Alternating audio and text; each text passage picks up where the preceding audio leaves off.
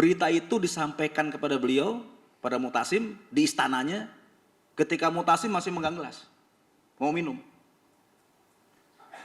Nah, ketika berita disampaikan pada Mu'tasim, gelasnya dibanting, Mu'tasim, nggak jadi minum. Dan dia berteriak dengan sekeras-kerasnya, labbaik ya ummah. Tahu artinya? Aku akan datang menyambut panggilanmu, wahai ibu. Maka Mu'tasim datang ke kota Muria dengan membawa ratusan ribu tentara Islam, dibakar habis kota itu. Itu tindakan yang dilakukan oleh seorang penguasa Islam. Kalau ente lihat bagaimana surat balasan Harun al-Rasyid, bapaknya Mu'tasim, Kaisar Romawi juga pernah memutuskan perjanjian sepihak, tidak mau bayar pajak, dengan mengirim surat pada Harun al-Rasyid yang isinya merendahkan Harun dan dunia Islam. Itu dibalas oleh Harun dengan kata-kata dari Amirul Mukminin Harun al-Rasyid kepada anjing Romawi. Silakan baca. Dalam kitab Fathul Bari insya Allah ada. Begitu hebatnya khalifah-khalifah kaum muslimin pada masa itu. Berani mereka bilang gitu. Nggak ada nunduk-nunduk begitu ya. Nah, jadi ini kita pertanyakan, siapapun yang mau khalifah pada masa sekarang, kita pertanyakan wilayah kekuasaan dia mana gitu loh. Bertentangan dengan takrif dari sisi bahasa. Ya. Sebagai perbandingan dalam hal ini ialah Imperium Bizantium atau Romawi Timur yang disebut kekaisaran karena luasnya kekuasaan yang dimiliki serta menembus batas-batas geografis juga. Ya. Perbandingan khalifah ialah kaisar. Demikian pula halnya dengan Imperium Persia. Dan khalifah biasanya dipanggil dengan sebutan Amirul Mukminin, yang artinya pemimpin orang-orang beriman. Sebagai yang tercatat dalam sejarah Islam, terutama sejak masa Umar bin Khattab. Jadi panggilan Amirul Mukminin itu baru populer pada masa Umar. Abu Bakar enggak? Belum. Ya. Utsman Affan, Ali bin Abi Thalib, radhiyallahu anhum, yang dikenal dengan istilah Khulafaur Rasyidin. Adapun Abu Bakar As-Siddiq radhiyallahu anhu, khalifah pertama, beliau dipanggil dengan sebutan Khalifatul Rasul. Lain sendiri dia. Ya.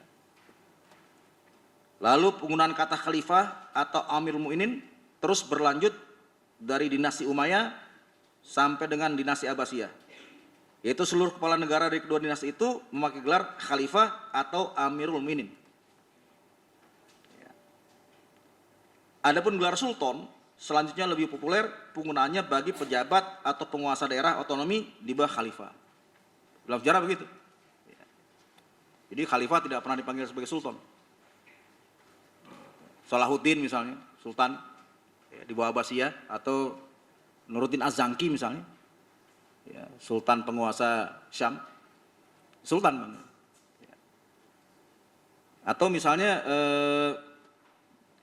jadi khalifah, kalau kita lihat sejarah Bani Abbasiyah yang sudah kita bahas 2 minggu lalu ya, itu kan runtuh tahun 656 Hijriah, runtuh oleh serbuan bangsa Mongol, Hulagukan. Khalifah selama 4 tahun atau 3 tahun vakum, nggak ada khalifah. Sehingga ketika Baybars, Sultan Mamluk berhasil memukul hancur pasukan Mongol, Baybars kembali memulihkan khilafah. Itu dengan mengangkat Al-Hakim bi Amrillah, salah satu turunan Abbasiyah yang selamat, ya, diangkat oleh beliau menjadi khalifah. Dipulihkan kembali khalifah Abbasiyah oleh Sultan Baybars dari Mesir, ya, ke Sultanan Mamluk. Begitu. Ya. Walaupun para ulama mengatakan khalifah hasil pemulihan itu hanya sebagai lambang saja.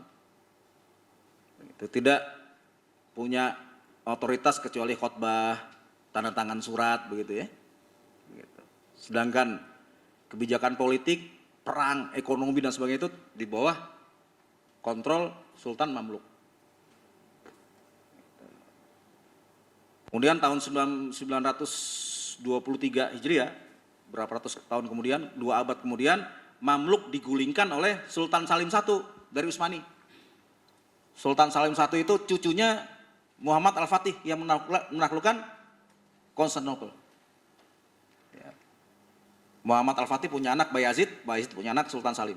Nah, Sultan Salim ini menghapus, menundukkan Mamluk, lalu khalifahnya pada saat itu namanya Al-Wasik. Ya, Al-Wasik ditangkap, dipenjara sama dia, dibawa ke Konstantinopel, dipaksa menandatangani surat penyerahan khilafah dari Abbasiyah ke Kesultanan Utsmani. Maka sejak tahun 1923 Utsmani pakai gelar khalifah sampai berakhir 1924. Begitu. Baru berakhir. Dan dalam sejarah tidak ada kekuatan yang lebih hebat dalam sejarah Islam kecuali kekuatan dari Turki Utsmani. Tidak ada wilayah yang lebih besar di dunia ini yang dibawa pemerintah Utsmani. Artinya khalifah-khalifah sebelum Utsmani tidak punya wilayah sebegitu besar. Maka Utsmani paling representatif mewakili kekhalifahan dalam dunia Islam.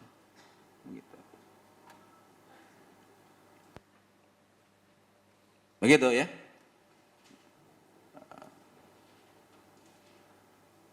Sampai sini ada yang mau nanya nggak kira-kira? Tadi kan di bagian awal disinggung pentingnya khalifah gitu Bang ya, kekhalifahan atau khilafah untuk menjamin orang zalim, penegakan hukum dan sebagainya. Sejak 24 khalifah udah nggak ada. Iya. Sampai sekarang juga. Kita nih yang sedang hidup sekarang ini, upaya apa sih yang mesti dibangun gitu Bang ya, untuk apakah merebut kekuasaan dari Barat yang sekarang ini sedang berkuasa atau mesti gimana gitu Bang? Sehingga kekhalifahan itu muncul kembali gitu Bang. Iya, sebetulnya itu ada jawabannya di sini. Kita belum sampai situ, belum sampai yang antum pertanyakan. Gimana kita kalau nggak ada khalifah gitu kan? Ya, dalam sejarah Islam jelas tahun 656 khilafah runtuh selama 3 atau 4 tahun. Begitu. Ya. Jelas pernah. Cuma pada masa itu kan Islam masih kuat oleh kesultanan-kesultanan. Dari beberapa kesultanan yang termasuk paling kuat adalah Kesultanan Mamluk di Mesir. Itu termasuk yang paling kuat, budak itu. Itu sebetulnya Mamluk itu dari kata budak. Ya. Mamluk itu asalnya adalah tentara-tentara dari budak-budak yang dilatih menjadi tentara oleh Sultan Salahuddin. Nah, ketika Islam mulai kendor nih, ya belum runtuh khilafah, ya, mereka berhasil membentuk sebuah kekuatan yang solid di Mesir yang dipimpin oleh Al-Qutus namanya, Sultan yang pertama. Kemudian Baybars sebagai wakilnya, dan Baybars lah yang berhasil menghancurkan kekuatan Mongol yang menghancurkan Islam. Ya, itu kalau saya nggak salah nama panglima perangnya Hulagukan yang dilibas oleh Baybars namanya Katbuga. Itu terkenal tuh dalam sejarah perang Ainul Jalut namanya. Ya, di mana pasukan atau kekuatan Mamluk yang dipimpin oleh Baybars berhasil menghancurkan kekuatan Mongol. Bangsa Mongol habis menaklukkan Baghdad, meluluh lantahkan Baghdad, mereka menguasai Syam begitu loh. Nah, ketika mereka mau nyerbu Mesir, dicegat sama Baybars di sebuah tempat di Palestina namanya Ainul Jalut. Disitulah hancurnya bangsa Mongol. Otomatis kan Syam jatuh ke wilayah Mamluk kan? Tadinya Syam kesultanan sendiri. Ya, dengan ditaklukannya bangsa penjajah, otomatis Syam jatuh ke tangan Mamluk. Dan ketika itulah Baybars memulihkan kembali kekhalifahan Abbasiyah setelah 4 tahun vakum. Ya, nanti tahun 923 itu tadi yang saya bilang. Kekhalifahan Abbasiyah ini diruntuhkan oleh Utsmani dengan cara Mamluknya dihajar oleh Utsmani, diruntuhkan dan khalifah ditangkap, dipenjara, dipaksa menyerahkan ya, mandat khalifah ini kepada Sultan Salim I. Dan khalifah Utsmani berfungsi jelas, khalifahnya jago perang semua, armadanya paling kuat di dunia. Seluruh Eropa, sebagian besar Eropa berada di bawah kekuasaan Utsmani. Afrika ya, begitu. Jadi sejak tahun 923 Utsmani bukan sebagai kesultanan lagi tapi sebagai khalifah. Begitu. Iya, kalau menurut Buya Hamka begitu. Buya Hamka saya baca di dalam salah satu tafsirnya, Buya mengatakan bahwa salah satu faktor kenapa Aceh tidak pernah berhasil ditemukan oleh Belanda karena dijaga oleh armada Utsmani. Itu Buya bilang begitu. Begitu, itu armada yang paling kuat di dunia. Dan 2 tahun yang lalu saya mendapat informasi dari Mbak Sito bahwa Kesultanan Jogja itu juga mendapat legitimasi dari Sultanan Utsmani. Buktinya adalah jubah, diberikannya jubah dan mahkota dari Sultan Utsmani. Saya nggak ingat Sultan Jogja yang keberapa tuh yang mendapat legitimasi dari Utsmani. Ini sejarah-sejarah dihilang-hilangin semua ini.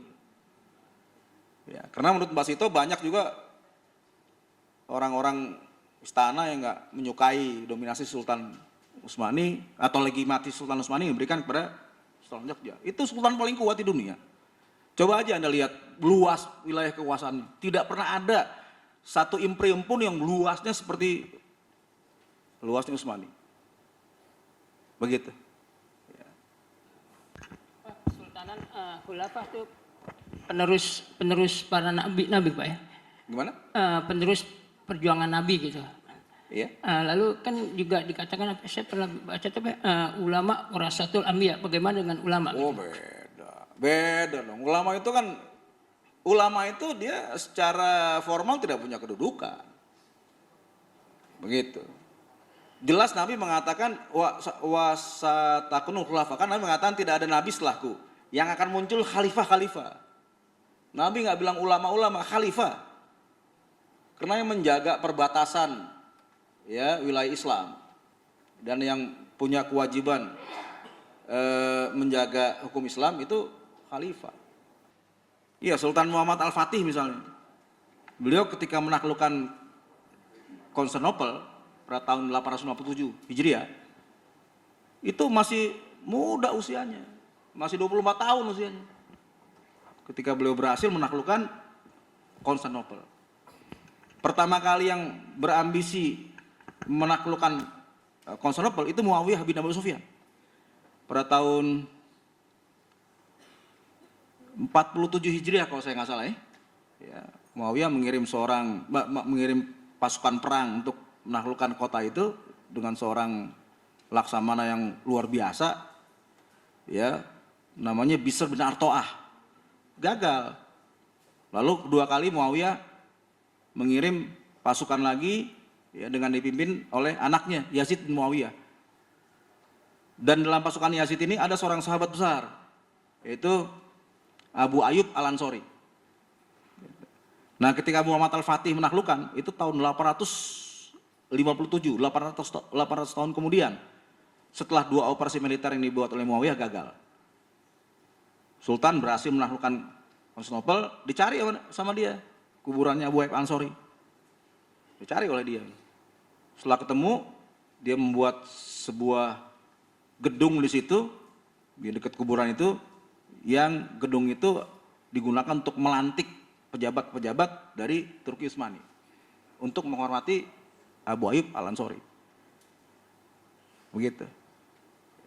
Assalamualaikum warahmatullahi wabarakatuh. Waalaikumsalam warahmatullahi wabarakatuh. Yang seperti yang Abang jelaskan tadi bahwasanya bagi orang yang tidak memahami agama ini secara komprehensif, maka kerusakan lebih besar daripada manfaat yang diberikan. Nah, sementara dari pengantar tadi, kalau tidak saya salah simak ya, Kakanda, KH, Yuyu, Adiaksa, Yuyu mengatakan bahwasanya kewajiban dakwah itu ada di pundak kita gitu. Bahasanya ente-ente semua atau antum-antum semua gitu kan, jangan cuma kerjanya ngaji pulang gitu kan. Nah, tapi ada tanggung jawab untuk kita memberikan istilahnya apa yang kita tahu. Nah, seperti yang kalau tidak salah seminggu kemarin di Sawangan ya Bang ya, di situ juga Abang menekankan bahwasanya hidayah itu perlu dijaga. yaitu surat 2 ayat surat 2 38 39 insyaallah ya Bang ya. Di situ dikatakan bahwasanya seharusnya dalam kita memelihara hidayah itu dengan tidak ada cara lain kecuali dengan taklim, itu ilmu, mengkaji ilmu. Nah, kepentingannya adalah lebih besar daripada makan minum kita setiap hari gitu kan. Nah, betul kan seperti itu gitu Bang. Nah, itu bagaimana Bang? Satu dengan yang lain kita menghubungkan. Nah, supaya juga yang kondisi umat Islam sekarang yang ada di kita ini, yang depan mata kita gitu ya. Dari dialog-dialog, diskusi dan juga di lapangan gitu ya. Bahwasanya mereka itu kalau kita kasihkan tanda kutip masuk 10% yang terdidik itu gitu kan. Mereka itu mencari-cari solusi gitu loh Bang. Jadi pakai teori ini dan teori ini gitu kan. Mereka malu untuk kembali kepada kitab-kitab yang sahih.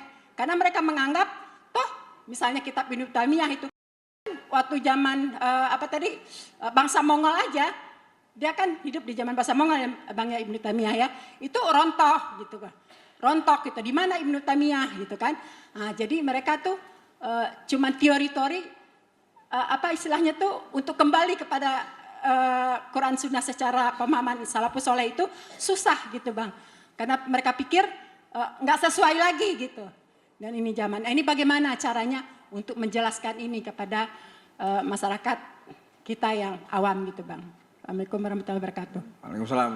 Iya, kita nggak bisa memaksa pemahaman orang ya. Dulu udah pernah saya sampaikan berkali-kali sabda Nabi yang dikutip oleh Ibnu Katsir dan juga ada dalam Suratul Halabiyah Ibnu Hisham. Nabi mengatakan wa inna hadzal lan yansuruhu. Itu lan harfun nafyu lil mustaqbal namanya kan. Agama ini tidak akan bisa ditolong illa man ahato bikul jawanibi, kecuali oleh orang yang menguasai seluruh aspeknya. Siapa yang bisa menguasai seluruh aspeknya sekarang ini gitu. Jadi yang bisa menolong Islam ini, yang bisa kembali menjayakan Islam adalah orang-orang yang mengetahui agama ini dari seluruh aspeknya. Begitu. Mbak, mau nanya, kalau yang untuk kekhalifahan ini kan pada tahun 1924 kekhalifahan dihapus sesuai janji Allah. Nah, kemudian Allah menjanjikan lagi akan ada kekhalifahan lagi yang muncul dengan metode kenabian. Persis. Ya, nah ini gimana kita taunya? Karena sekarang kan muncul juga nih ISIS misalnya ya, mengaku-ngaku khalifah, mengaku-ngaku memiliki daerah kekuasaan juga dan lain sebagainya, memerangi sebagian umat juga yang mengatasnamakan Islam. Nah, gimana kita tahu kalau ini ternyata kekhalifahan yang Allah janjikan yang paling benar gitu, itu gimana kita tahunya Mbak? Iya, ini pertanyaan dari Diandra nih, pembalap nih. Ya, begitu.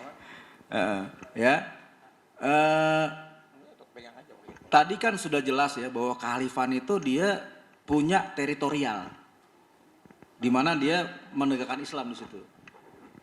Ya nanti kita tahunya setelah dia muncul dia punya teritorial didukung oleh orang-orang kuat di seluruh dunia Islam. Muncullah dia. Dan itu bukan hal yang utopis. Kan misalnya kayak Utsmani. Utsmani sebelum memproklamirkan dirinya sebagai khalifah, dia kesultanan saja. Tidak diakui oleh seluruh dunia Islam.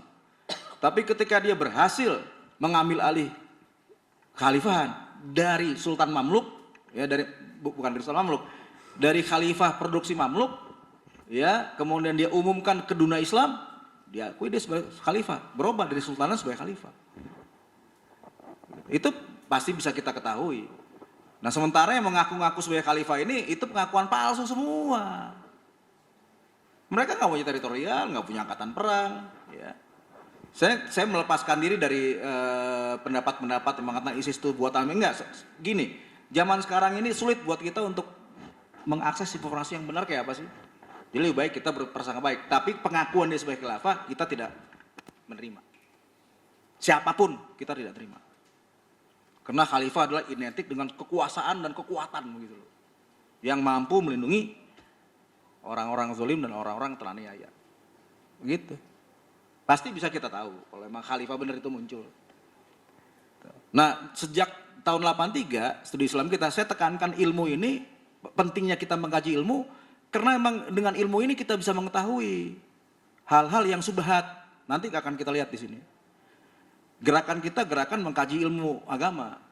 Apalagi Nabi mengatakan satakunu fitanun, akan muncul berbagai macam fitnah.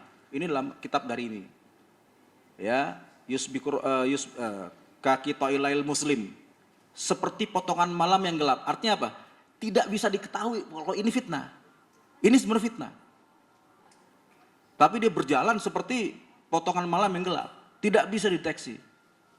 Yusbikur rajulu minan, pagi-pagi seorang masih iman, wa yumsi kafiron, sore-sore sudah kafir. Begitu hebatnya fitnah ini melanda dunia Islam. Pagi masih iman, sore sudah kafir. Itu kan jam aja. Ya. Nabi mengatakan illa, kecuali man yahullahu bil ilm, orang yang Allah hidupkan dengan ilmu agama. Itu kan sudah disampaikan di pegangsaan, bahwa mengkaji ilmu agama ini adalah satu-satunya benteng supaya kita tidak murtad oleh fitnah. Begitu. Jadi orang ngomong gerakan Islam tidak ada gerakan mengaji ilmu agama, itu omong bohong itu. Begitu. Harus ada gerakan pengajian ilmu agama. Ya, di samping memang upaya-upaya yang bisa dilakukan kita lakukan. Baik, begitu ya. Ini sekarang kita lanjut halaman 8 nih, bahayanya imam atau pemimpin yang menyesatkan. Bahaya, ini fitnah. Fitnah yang pertama juru ini. Fitnah puncak, runtuhnya khilafah, itu puncaknya fitnah udah. Ya. Bahayanya imam atau pemimpin yang menyesatkan. Sabda Rasulullah SAW, ghairu dajjal akhfu ala ummati, bukan dajjal yang aku takutkan pada umatku.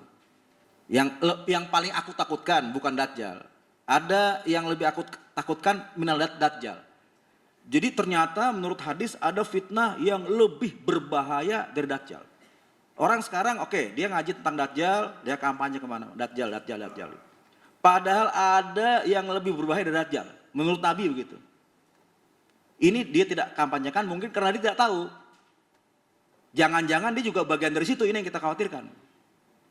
Ya, yaitu al-aimatul mudillin. Imam-imam yang menyesatkan. Itu jauh lebih berbahaya dari dajjal. Dajjal, menurut hadis yang sahih, itu di jidatnya ada tulisan huruf kafir. Dan huruf kafir yang ada di jidatnya dajjal, menurut Nabi bisa dilihat oleh setiap muslim. Setiap mukmin bisa ngelihat. Ya, sehingga dia bisa mengambil jarak untuk waspada gitu. Tapi kalau imam memang menyesatkan, kayaknya benar gitu loh. Jadi ada yang lebih berbahaya. Ini hadis riwayat Ahmad, lihat Al-Ahadits Shahihah jilid 4 nomor hadis 1999. Yang dimaksud para imam atau pemimpin yang menyesatkan ialah imam, kepala negara dan aparatnya mengajak kepada perbuatan bid'ah, fasik dan menyimpang dari syariat. Saya kira apa yang dibilang oleh Akhi Adi Aksa tadi sudah betul. Begitu, dimana sebuah negara mimpinnya udah ngajak umat ini pada kehancuran, ya udah gitu. Itu berarti imam yang menyesatkan. Lihat Tuhfatul Akhwazi. Tuhfatul Akhwazi ini syarah Tirmizi. Kalau Fathul Bari ini syarah Bukhari. Ya. Jilid 6 halaman 92.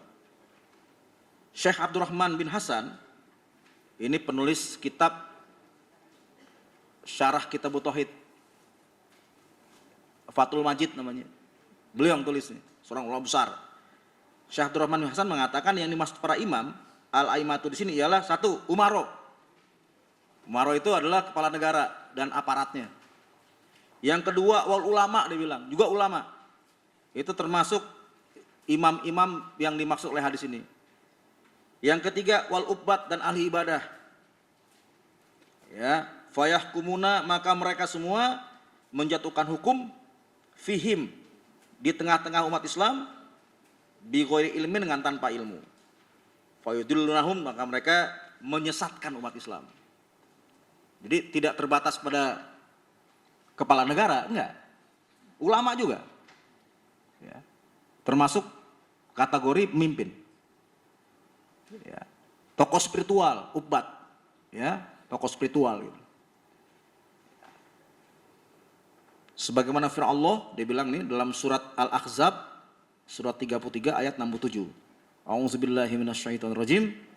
Wa qalu, dan mereka berkata, mereka-mereka orang kafir nih di hari kiamat berkata, Rabbana, wahai Rob kami, inna sesungguhnya kami, atokna mematuhi sadatana, sadat kami, ya, pemimpin, wa kubaro'ana dan para pembesar kami. Ada dua nih, ada istilah sadat, ada istilah kubaro. Nanti kita akan lihat nih penjelasan beliau seperti apa.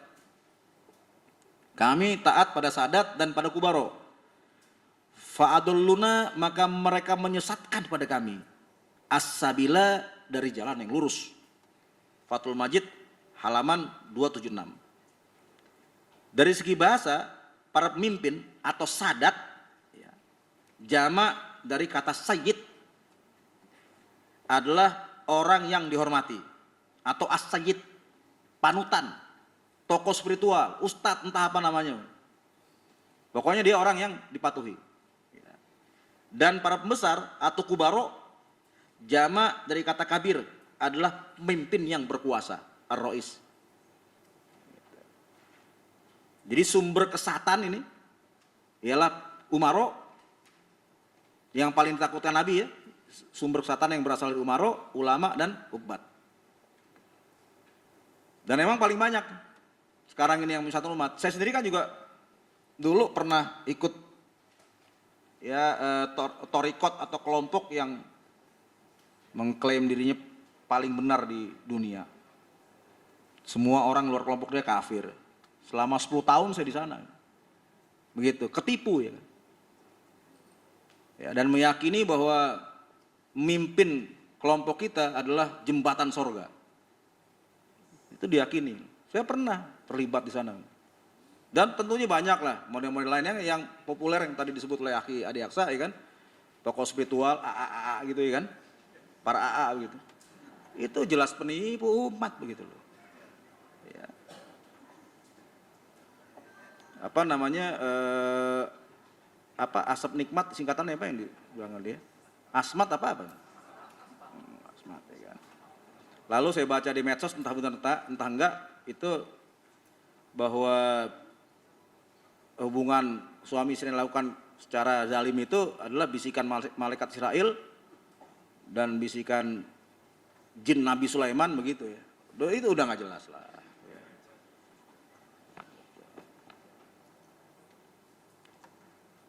Begitu, ya, banyak yang seperti itu, banyak sekali.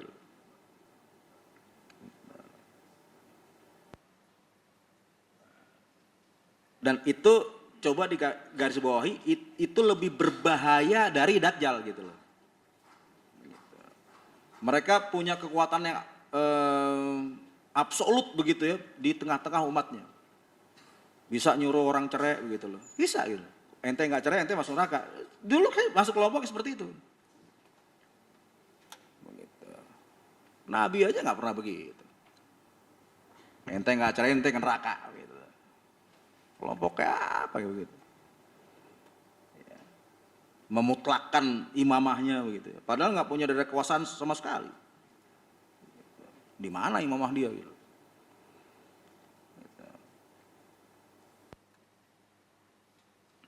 Baik, sampai sini yang mana kira-kira nih? Ya. Jadi coba dikasih garis bawah nih. Fitnah dari imam-imam yang menyesatkan lebih berbahaya dari Dajjal. Gitu. Dan itu hadis sahih, ya. Oke, kita lanjut. Lenyapnya khilafah atau imamah dari dunia Islam. Di khilafah bisa lenyap, bisa hilang dari dunia Islam. Terbukti dalam sejarah Islam pernah 4 tahun Islam kehilangan khilafah. Yang terpanjang ini baru sekarang nih. Dari tahun 1924 sampai sekarang 2016 sudah selama 92 tahun, ya. Khilafah nggak ada. Dunia Islam ini jalan sendiri-sendiri tanpa pemimpin. Begitu. Saya ingat Akhi Lutfi Hasan Ishak waktu saya berkunjung ke penjara gitu, dia sempat menyampaikan sebuah hadis sahih, ya, bahwa setiap 100 tahun sekali Allah akan mengirim seorang yang memperbaiki kondisi agama umatnya. Ya. Dia sempat mengatakan kalau 92 tahun kita sudah kehilangan khilafah, berarti 8 tahun lagi 100 tahun kan, begitu kan dia bilang ya. Ya kan? Nah kita harapkan 8 tahun lagi muncul nih khilafah yang memperbaiki kondisi umat. Itu yang dia bilang, saya ingat. Waktu kita bulan puasa kemarin jenguk dia gitu. Ya. Imam Al-Bukhari telah menukilkan sebuah hadis dari dalam kitab Sahihnya yang berkaitan dengan akan lenyapnya khalifah dari dunia Islam. Dalam sebuah bab yang beliau beri judul Kaifal Amru Idza Lam Takun Jamaah. Ya, bagaimana perkara ketika tidak ada jamaah. Ini berkaitan dengan tadi pertanyaan Akhi Toto nih. Apa yang harus kita perbuat? Ya, ini jawabannya di sini. Ibnu Hajar Al-Asqalani menyebutkan bahwa maksud dari judul bab ini ialah malladzi yaf'alul muslim. Apa yang harus dilakukan oleh seorang muslim fi halil ikhtilaf, dalam keadaan perpecahan. Sekarang perpecahan luar biasa nih di tengah-tengah umat. Min qabli ayyaqo al ijma ala khalifah, sebelum terjadinya persatuan di atas pemerintahan seorang khalifah. Apa yang harus kita lakukan? Apakah mendirikan khilafah atau mendirikan sekte atau apa gitu. Ya. Kita lihat aja jawabannya. Nabi suruh kita gimana? Lihat Fathul Bari juz 13 halaman 35. Selanjutnya Imam Al-Bukhari menukilkan sebuah hadis dari Hudzaifah bin Al-Yaman. Hudzaifah bin Yaman ini sahabat besar yang mendapat julukan Sohibus Sir, pemegang rahasia negara. Ia berkata, kanan nas adalah manusia yas'aluna bertanya Rasulullah kepada Rasulullah sallallahu alaihi wasallam anil khair, tentang kebaikan. Jadi umumnya manusia kalau bertanya kepada Nabi, dia bertanya hal-hal yang baik. Begitu. Ya, wa kuntu, sedangkan aku as'aluhu, bertanya pada Nabi anisyar, dari perkara-perkara yang buruk. Ma khofata, karena rasa takut. Ya, ayyudrikani, jika perkara buruk itu aku alami. Ya, jadi Hudzaifah beda sendiri nih. Kalau perkara baik sih nggak usah ditanyain. Baik kan. Begitu. Fakultum, aku bertanya, ya Rasulullah, wahai Rasulullah, inna kunna, sungguhnya kami, fi jahiliyah, berada dalam masa jahiliyah sebelum Islam. Ya. Wasyarrin, dan keburukan. Ya. Faja'ana, maka mendatangkan pada kami Allah bihadzal khair, dengan ini kebaikan, hidayah. Jadi kami dulu zaman jahiliyah, zaman penuh dengan keburukan. Sekarang Allah memberikan hidayah pada kami, dan kami mengalami zaman yang baik bersamamu. Nah, fahal, maka apakah ba'da hadzal khair, setelah kebaikan ini, min syarr, ada keburukan? Hanya gitu. Apakah setelah zaman baik ini ada zaman buruk? Qala, berkata Nabi, na'am, pasti. Qultu, aku bertanya lagi, fahal ba'da dzalika syarr, apakah setelah zaman buruk itu min khairin, ada kebaikan lagi? Ya. Qala, berkata Nabi, na'am, pasti. Wa fihi, tetapi di dalamnya kebaikan yang datang setelah keburukan, dakhonun, ada asapnya. Tidak murni lagi kebaikan, tapi ada racunnya, ada asapnya. Qultu, aku bertanya, wa ma dakhonuhu, apakah asapnya? Qala, berkata Nabi, kaumun, satu kaum, yahduna, yang memberi petunjuk, bi ghairi, dengan selain hadyi, petunjukku. Itu asapnya.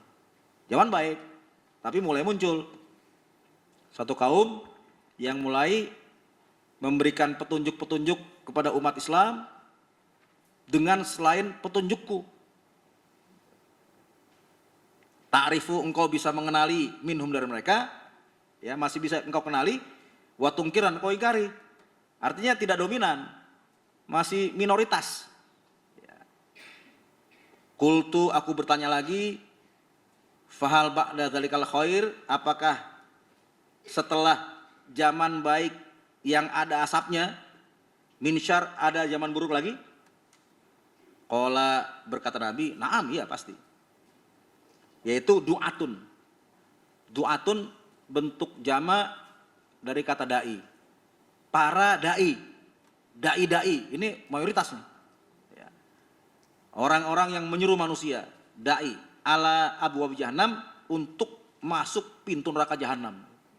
Ini udah mulai dominan nih. Ya. Man ajabahum, siapa sih yang mentaati mereka, ilaiha, kepada ajakan, atau kepada pintu neraka, qazafu fiha, mereka akan menyampakkan orang itu dalam neraka betul. Ini udah mulai hati-hati kita.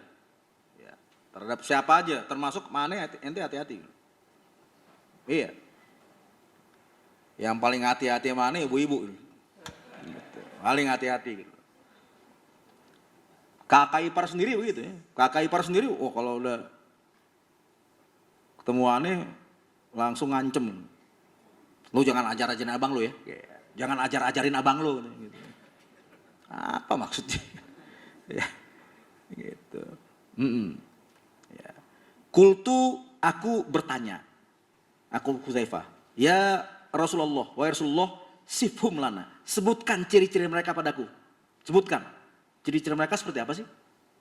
Qala, Nabi berkata, hum min jildatina. Mereka dari jilda itu kulit, lahiriah. Lahiriahnya seperti kita. Ya, orang Islam juga lahiriahnya. Wa yatakallamuna, dan mereka bicara bi alsinatina, dengan bahasa kita. Wah, ini udah runyam nih.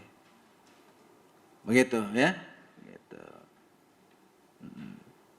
Kultu, aku berkata, fama ta'muruni, maka apakah perintahmu padaku? In adrokani, jika aku menjumpai zalika, hal itu. Aku menjumpai para dai ya yang dominan ngajak neraka, aku harus berbuat apa? Qala, Nabi berkata, talzamu, bergabunglah engkau, jama'atal muslimin, dengan jamaahnya orang Islam, wa imamahum, dan imam mereka. Ini yang banyak digunakan, disalahartikan oleh beberapa kelompok yang mengklaim dirinya sebagai jamaah muslimin. Ya, kelompok saya dulu, jamaah ya ini, gitu. Tunjuk kelompoknya. Kultu, aku berkata, fa'ilam yakun lahum jamaah, kalau mereka tidak punya jamaah, wala imam, dan tidak punya imam, qala, berkata Nabi, fa'tazil tilkal firqakulah, tinggalkanlah olehmu seluruh firqoh semuanya. Jangan masuk kelompok mana-mana. Ya. Walau dan meskipun anta'atdo, jika engkau terpaksa menggigit bi asli sajaroh, dengan akar pohon. Ini kata-kata kinayah. Orang itu kan kalau uzlah, meninggalkan kelompok yang ada, itu kan hidupnya akan tersingkir begitu. Begitu kan? Ya. Ini kata-kata kinayah dari Nabi, meskipun kau terpaksa makan akar kayu. Begitu. Hatta yudrikakal maut, sehingga engkau menjumpai kematian. Wa anta ala dzalik, dan engkau berada dalam keadaan seperti itu. Begitu. Kita lihat halaman 13 nih, syarah hadis. Syarah itu penjelasan yang luas dari hadis ini. Ibnu Hajar berkata, yang dimaksud dengan fahal ba'da hadzal khair min syarr, apakah setelah zaman baik ini ada zaman jelek? Ya. Gitu. Zaman baik setelah kebaikan ini yaitu keimanan, keamanan, dan keadaan damai, serta jauh dari perbuatan keji atau keburukan. Beliau menjawab, iya, pasti. Maksud pertanyaan Hudzaifah ialah apakah setelah zaman baik ini ada zaman buruk? Dan Nabi menjawab, iya. Adapun yang dimaksud keburukan atau zaman buruk di sini adalah fitnah yang terjadi setelah terbunuhnya Khalifah Utsman. Khalifah Utsman kita tahu merupakan khulafaur rasyidin yang ketiga. Ya, mantu Nabi, 2 kali jadi mantu Nabi. Sehingga beliau mendapat julukan Dzun Nurain. Orang yang punya 2 cahaya. Karena dia nikah dengan 2 orang anak Nabi. Pertama Ruqayyah meninggal, yang kedua Ummu Kulsum. Meninggal juga. Dzun-Nurain. Beliau mati dibunuh di rumahnya oleh kaum pemberontak. Begitu. Saya agak males nih bicara apa yang ada di zaman Utsman. Ya. Pemicu pemberontakan itu, pemicunya, saya sebutin salah satunya. Ketika Utsman memecat Sa'ad bin Abi Waqqas di Kufah, diganti dengan sepupunya. Namanya siapa? Uqbah bin Abi Mu'id ya. Gitu. Minum khamr. Sholat subuh 4 rakaat. Makmumnya, salah satu makmumnya Ibnu Mas'ud, Abdullah bin Mas'ud, sahabat besar. Ya. Begitu. Sholat subuh 4 rakaat. Habis sholat subuh nanya lagi, perasaan sholat tadi 4 rakaat ya, begitu. Ibnu Mas'ud mengatakan, sejak sekarang dan seterusnya, selama Anda jadi khalifah kita akan sholat subuh 4 rakaat, selama Anda jadi gubernur kita akan sholat subuh 4 rakaat. Itu pernyataan yang menyatakan bahwa dia nggak akan berhenti minum khamr. Silakan Anda lihat di dalam kitab Aqidah Thahawiyah yang disyarah oleh Syekh Albani. Ada kisah itu di situ. Ini salah satu pemicunya. Ya, begitu. Dari situ. Kemudian Utsman terbunuh, Ali menjadi khalifah, ya, tapi kurang dukungan, ya, kurang pendukung dari kalangan sahabat, sehingga Ali terpaksa terjerumus dalam perang Jamal. Perang Jamal itu bulan Jumadil Akhir tahun 36 Hijriah, di mana Ali berhadapan dengan Aisyah, berhadapan dengan Tolhah bin Ubaidillah, salah seorang 10 sahabat besar yang pastikan surga, dan berhadapan dengan Zubair bin Awam, juga termasuk salah seorang sahabat besar yang dipastikan ke surga. Khalifah ini, Amirul Mukminin. Gitu. Ya. Kemudian dilanjutkan perang Siffin, yaitu antara Ali dengan Muawiyah, bulan Muharram tahun 37 Hijriah. Kemudian yang terakhir perang Nahrawan. Perang Ali melawan oposannya, orang Khawarij, tahun 38 Hijriah.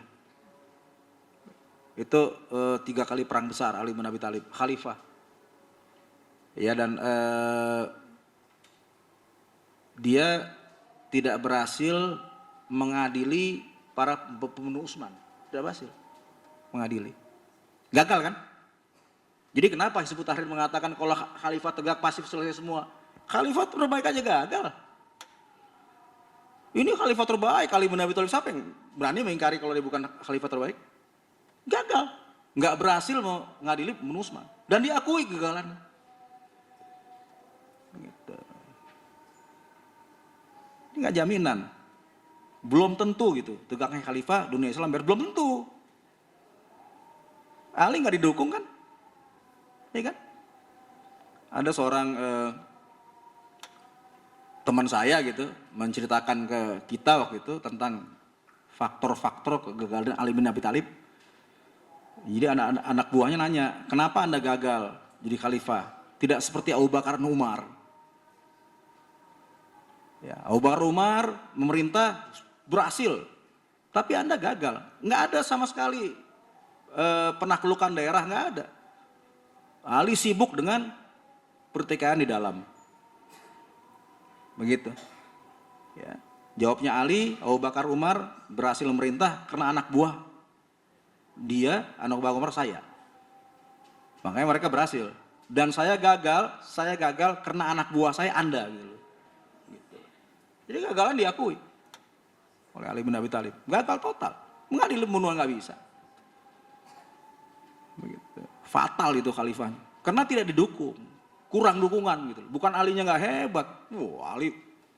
Kalau Anda betul-betul belajar sejarah Ali bin Abi Thalib, kalau Anda nggak cocok cinta sama dia, ya kalau boleh taruhan, potong nih kuping gitu loh.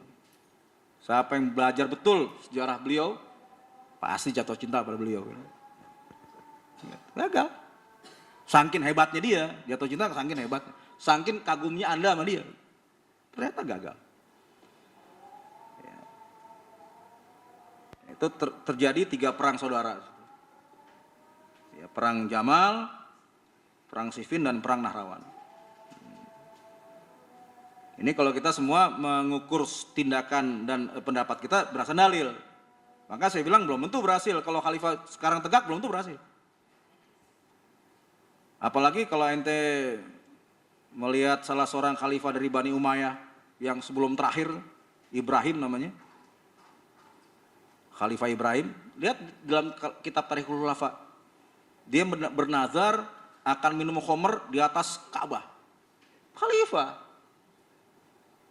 Dan banyak khalifah yang tangannya penuh darah begitu ya. Belajar dong lihat. Jadi belum jaminan lah. Khalifah yang seperti apa dulu gitu loh.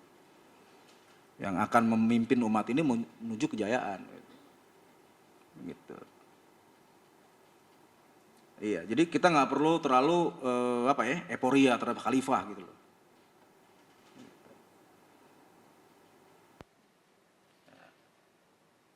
Dan ini maksud kebaikan atau zaman baik di sini ialah perdamaian antara golongan Ali, ya, yang diwakili oleh putranya Al Hasan bin Ali, yaitu dengan menyerahkan khilafah dan berbaiat pada Muawiyah radhiyallahu anhu pada bulan Rabiul Awal tahun 41 Hijriah yang dikenal dengan istilah Amun Jamaah. Pecah tetap. Ali dengan Muawiyah tetap pecah.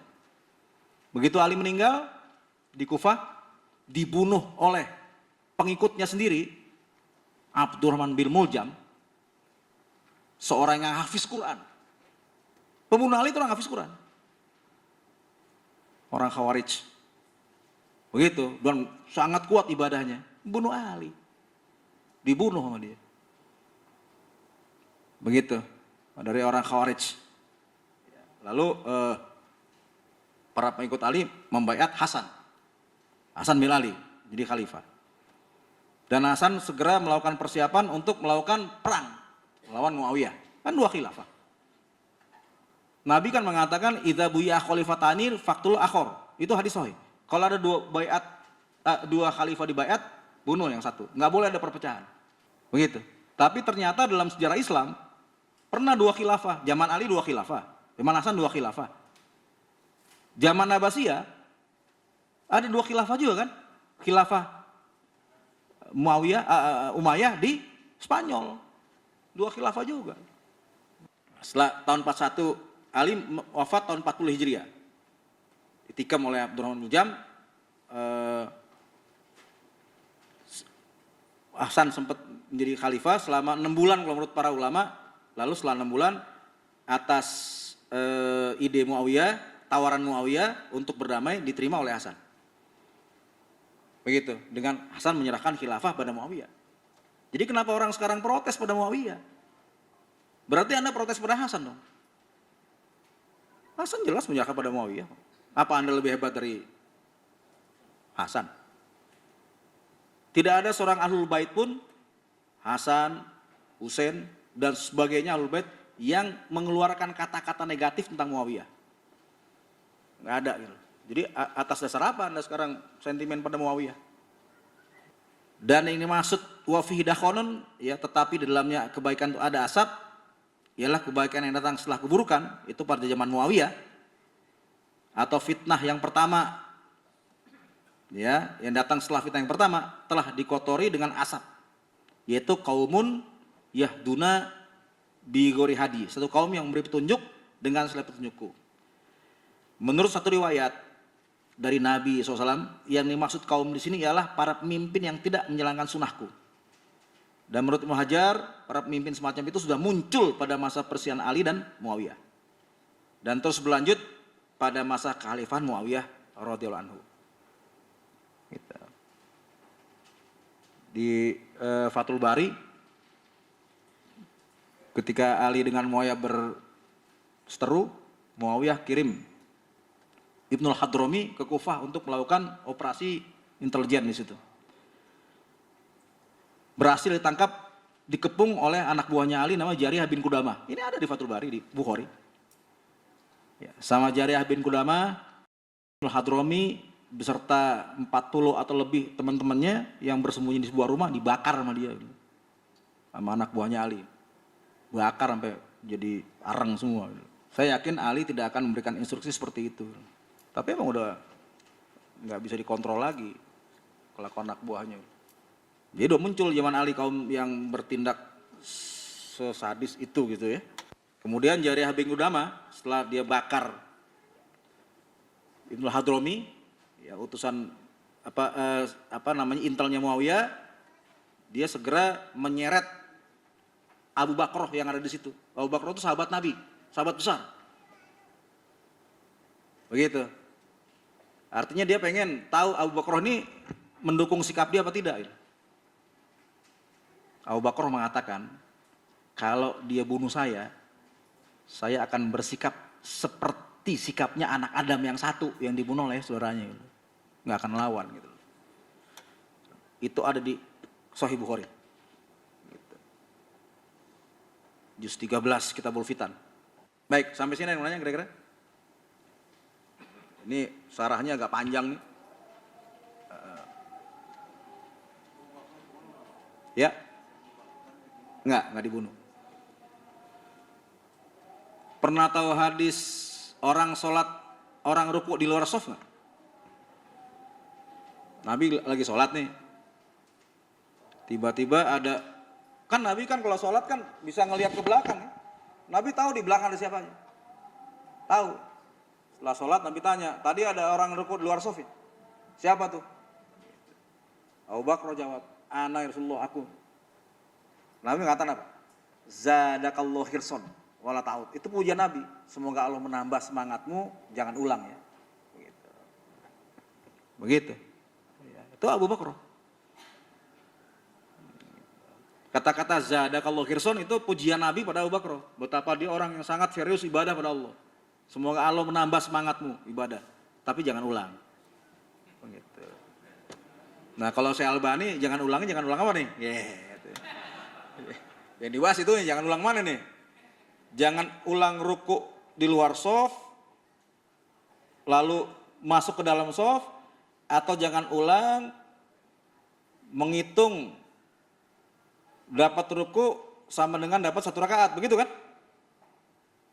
Ya, Syekh Albani mengatakan kalau jangan ulang itu jangan hitung ruku dapat 1 rakaat, Nabi pasti nyuruh dia nambah. Berarti dapat ruku jamaah dapat 1 rakaat. Nah, jangan ngulangnya. Itu Syekh Albani mengatakan bahwa Abu Bakar ketika masuk masjid lihat Nabi ruku, jamaah ruku, dia ruku juga di luar shaf, lalu masuk ke dalam shaf dengan cara ngebut. Begitu. Ruku di luar shaf sunnah. Abu Bakar mengamalkan, ya kalau saya nggak salah Ibnu Mas'ud juga mengamalkan ruku di luar. Jadi kalau kita masuk masjid, imam udah ruku, kita ruku. Lalu jalan pelan-pelan masuk keluar shaf, ke dalam shaf. Itu sunnah. Nah, cuma Abu Bakar ini jalannya cepat-cepat. Ya, tidak tumak nina. Cuman saya kira kalau kita amalkan sekarang ini kan, di Masjid Istiqlal ya kan. Ya, kita lihat imam ruku jalan, begitu kita nyampe udah tasyahud ya gitu. Ya, gitu. Itu Abu Bakar. Itu pengen diseret sama Jariyah bin Qudamah, sahabat besar. Lihat tadi Fathul Bari. Begitu. Ya fitnah lah. Tadi kata seharusnya nggak jadi larangan, tapi sekarang begitu orang ada yang melakukan seperti itu jadi aneh gitu. Yang mana? Oh, yang ruku di luar shaf. Ya. Itu nggak, ya itu termasuk hal yang tidak perlulah kita amalkan. Melihat situasi kondisi umat seperti sekarang ini gitu. Daripada ente digebukin orang semasjid gitu loh ya. Ya, bisa menjadi fitnah gitu loh.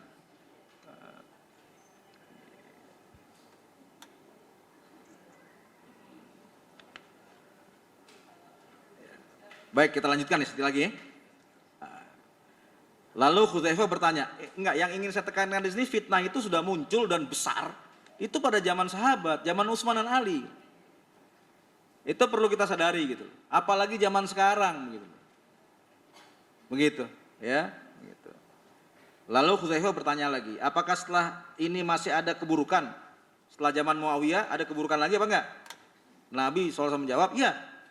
Itu para dai atau pendakwah yang mengajak manusia ke pintu-pintu neraka jahanam.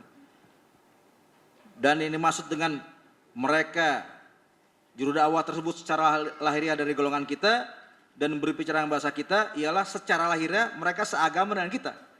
Namun secara batiniah, akidah mereka telah menyimpang. Gitu. Ini hati-hati nih. Ya. Ini merupakan isyarat betapa sulitnya keadaan pada waktu itu untuk membedakan antara para dai yang mengajak pada kebenaran dengan para dai yang mengajak pada neraka. Begitu ya, sulit dibedakan. Atau dengan kata lain tidak mudah bagi manusia untuk membedakan antara yang hak dan batil. Kondisi seperti ini sangat berbahaya. Sebagaimana dinyatakan oleh Hudzaifah, la yadurukal fitnah. Fitnah tidak berbahaya. Ma'arof tadinik, selama engkau mengenal agamamu. Gitu. Selama kita punya pemahaman agama yang komprehensif, nggak berbahaya fitnah. Begitu. Ini kan satu pernyataan atau dalil yang menyatakan bahwa kita harus tetap mengkaji ilmu agama sampai betul-betul mengerti secara keseluruhan. Nggak berbahaya fitnah selama engkau masih mengenal agamamu. Innamal fitnatu idza shtabaha, sungguhnya fitnah itu jadi berbahaya ketika serupa. Jadi samar alaika atasmu al-haq kebenaran wal batilan batilan. Ya, lihat Fathul Bari juz 13 halaman 49. Artinya apabila kaum muslimin sudah tidak bisa lagi membedakan antara yang benar atau al-haq dan sesat itu al-batil, maka mereka akan terjemus dalam fitnah. Begitu. Ya, mana mungkin lah artis kita ya punya kemampuan untuk membedakan yang hak dan batil. Terjerumuslah dengan AA gitu. Mana mungkin gitu loh. Begitu, apalagi misalnya AA-nya keren, ganteng ya kan. Begitu. Ya. Udah pasti terjerumus. Ini peringatan buat kita juga begitu ya. Na'udzubillah min dzalik. Dan ini maksud taljamu jama'atul muslimin, ya. Nabi bersabda, bergabunglah dengan jamaah kaum muslimin dan imam atau khalifah mereka ialah dalam situasi di mana kebenaran sudah tidak bisa lagi dibedakan dengan kebatilan, maka Nabi SAW memerintahkan pada setiap muslim untuk bergabung dengan mayoritas kaum muslimin dan khalifah mereka. Khalifah. Namun hadis ini memberi syarat secara tegas bahwa khalifah bisa lenyap dari dunia Islam seperti saat ini. Sebagaimana pertanyaan yang diajukan Hudzaifah kepada Rasulullah SAW, fa ilam yakul lahum jama'atun wal imam. Bagaimana kalau mereka nggak punya jamaah, nggak punya imam?